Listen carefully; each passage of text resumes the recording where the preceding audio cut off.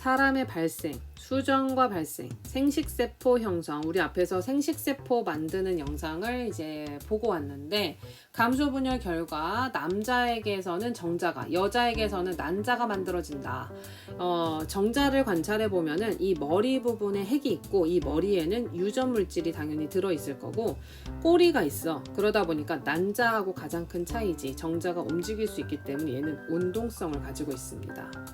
그 다음에 난자는 여기 얘도 마찬가지로 핵이 있지. 유전 물질이 당연히 들어있고, 그 주변에 세포질 부분이 있는데 정자에게는 없는 부분이지. 그치? 많은 영양분이 저장이 돼 있어. 그래서 정자보다는 크기가 훨씬 크다라는 걸 알 수가 있죠.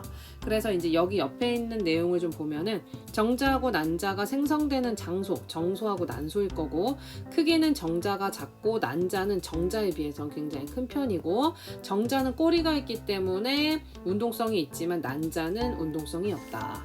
염색체 수를 비교한다면 사람은 46개의 염색체가 있었는데 쌍으로 하면 23쌍이었지만 여기서는 그 절반이다. 우리가 감수분열을 통해서 염색체 수가 반으로 준다라는 얘기 했었지. 그런데 어떻게 다시 46개가 되느냐? 걔네 둘이 수정을 하게 되면은 그 다음부터는 염색체 수가 46개가 되는 거야.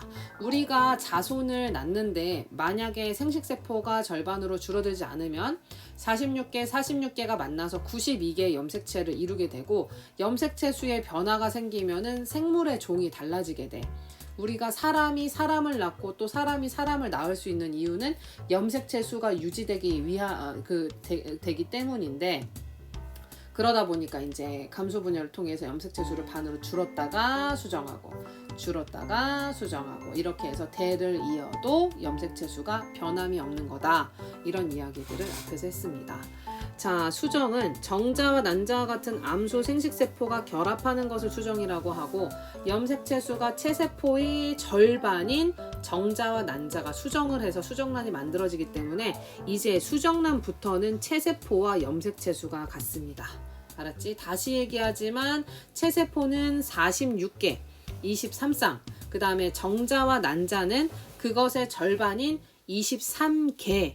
그런데 정자와 난자가 수정을 하면 수정란은 46개, 23쌍 이렇게 얘기하면 되겠지.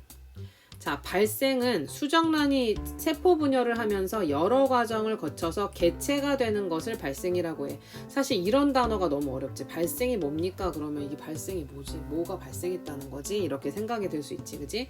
수정란에서 하나의 개체가 되기까지 세포 분열을 하고 여러 과정을 거쳐서 가는 이 과정을 발생이라고 하는 거지. 수정란은 난화를 거친 후 체세포 분열을 반복하면서 여러 조직과 기관을 형성해서 개체가 됩니다. 자, 난활, 수정란의 초기 세포 분열을 보면 맨 처음에 이제 수정을 해. 그럼 이제 체세포 분열이지만 딸세포 크기가 커지지 않아. 이게 무슨 얘기냐면 우리 몸에서 체세포 분열이 일어날 때는 분열을 해서 딸세포가 되면 모세포보다 크기가 작잖아. 그러니까 걔네가 어느 일정한 크기까지 큰 다음에 또 분열을 하고 일정한 크기까지 큰 다음에 분열을 하는 거거든. 근데 얘는 뭐냐면 커지지 않고 분열을 겁나 빠르게 하는 거야. 겁나 빨리 많이 하는 거야. 그래서 여기 보면은 수정란에 2세포배 그제 2개로 분열했죠. 4세포배, 8세포배 땡땡땡땡땡땡 우리가 개수를 셀 수 없을 만큼 또도도도도도 하는 거지. 그런데 이렇게 나날이 진행이 되면 세포수가 당연히 늘어날 건데 각 세포의 크기는 점점 작아져. 그럼 너네가 이걸 이해하려면 어떻게 하면 되냐면, 사과가 있으면 사과 하나가 이렇게 딱 있어. 근데 그거를 엄마가 잘라. 너네를 주기 위해서 잘라. 그럼 조각의 크기가 어떻게 되니? 점점 자르면 자를수록 계속 작아지겠지. 엄마가 사과를 자르는데 막 사과가 자라. 이게 아니지. 원래 크기에서 계속 이제 잘라지면서 하나의 크기는 계속 작아지는 거야. 근데 개수는 어떻게 돼? 많아지는 거야. 엄마가 나한테 사과 준다고 맛있게 깎아준다 그랬는데 엄마가 거기서 사과를 조사버리고 있는 거지. 그지? 그래서 세포는 늘어나지만 하나의 크기는 점점 작아지고, 근데 그거를 다 모아서 봤을 때 난할이 진행이 돼도 배아 전체의 크기는 수정란 처음하고 크기가 비슷하다는 거야. 엄마가 사과를 난도질하기 전에 그 사과의 부피랑 엄마가 막 난도질을 해가지고 만들었을 때 그 사과를 이렇게 모아가지고 했을 때 그 부피가 거의 같다는 거지. 알았지? 그래서 그 다음에 이제 중요한 건 우리가 세포 분열을 하면 염색체수가 줄어드는 것 같지만 염색체수는 변함이 없습니다. 그래서 여기 이제 다시 한번 이제 얘기를 하면 난할은 우리가 사과 하나를 자른다라고 생각을 하면 선생님 잘라 할수록 당연히 세포수는 어떻게 된다? 증가한다. 많이 잘랐으니까 분열을 많이 했어. 세포 하나의 크기는 어떻게 된다? 한 번 자를 때보다 두 번 자르면 크기가 더 작아지지. 그런데 내가 이렇게 모아서 본다면 자르기 전이나 자른 후나 전체 크기, 즉 배아 전체 크기는 수정란 맨 처음이랑 비슷하다. 그리고 세포 한 개당 염색체 수는 분열을 하면 해도 변함이 없다. 46개다. 23쌍이다. 자, 여기까지 읽으면서도 내용이 이해되면서도 뭔가 좀 이해가 안 되는 것 같은 용어들이 막 있었잖아. 이 밑에 부분을 하다 보면 이제 좀 이해할 수 있습니다.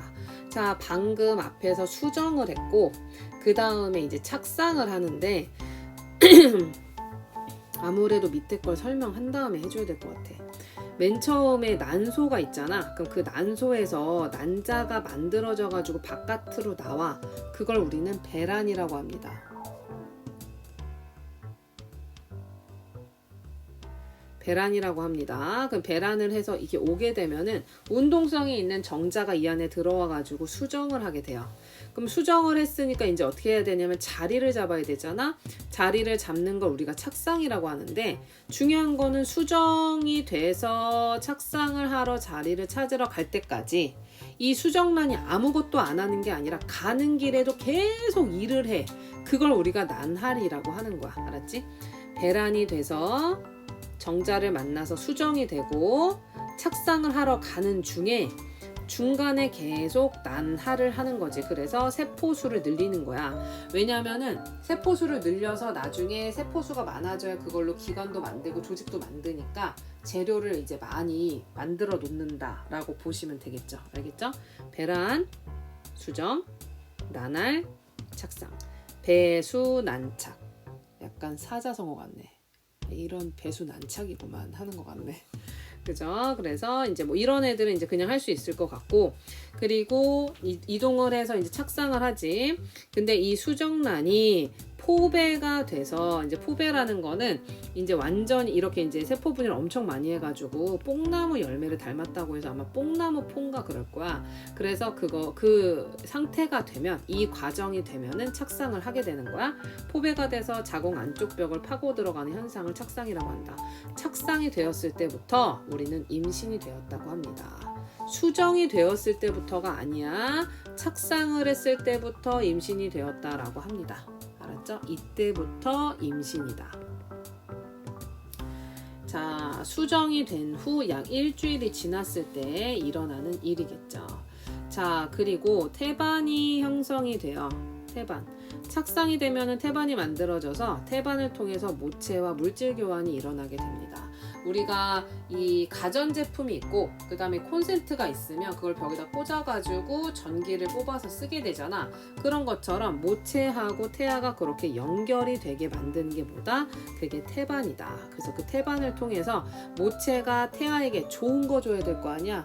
산소와 영양소를 줄 거고, 그 다음에 태아는 모체에게 이산화탄소와 노폐물을 주는 거지. 그래야 엄마 몸을 통해서 이산화탄소는 엄마의 날숨으로 나올 테고, 노폐물은 또 여러 가지 중학교 2학년 때 배웠던 배설 과정을 통해서 나오게 되는 거지. 자, 태반이 형성돼서 이렇게 좋은 걸 부모님에게 받아가지고, 엄마에게 받아가지고 무럭무럭 자라면서 기관을 형성하게 돼요. 자궁에서 배아는 체세포 분열을 계속해서 조직과 기관을 형성해서 사람의 모습을 갖춘 태아가 됩니다. 여기서 중요한 거는 우리가 난자와 정자가 만났기 때문에 감수분열일 거라고 생각을 하는데, 감수분열은 정자와 난자를 만들 때만 하는 거고, 수정이 된 다음에는 체세포 분열을 하는 거야. 아까 했던 난할도 뭐다? 체세포 분열이다. 감수 분열은 언제만 한다? 정자와 난자를 만들 때만 하는 거야. 알았지?